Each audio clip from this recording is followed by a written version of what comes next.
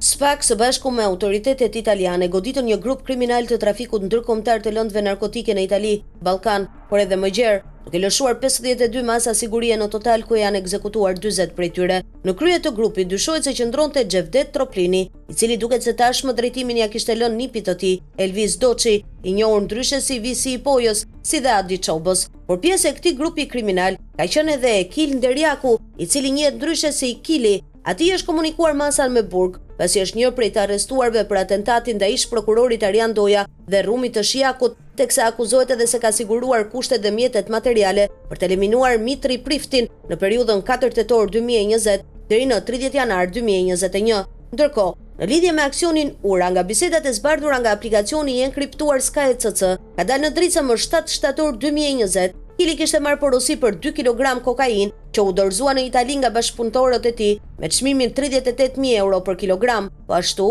pjesë e dosjes hetimore për Kilin është edhe dëshmia e të penduarit të drejtësisë Nurettin Dumani. Ky i fundit parajetuesve ka deklaruar se Ekil Nderjaku merrej me kokain që prej vitit 2013, pasi merrnin drogë prej tij dhe se kishte ngritur një laborator për përpunimin e kokainës pranë hotel-restorant Koral. Sipas Nurettin Dumanit, Kili vitet e fundit ishte bërë edhe më i fuqishëm, teksa kishte bler me lekët e kokainës edhe 3 makina të blinduara.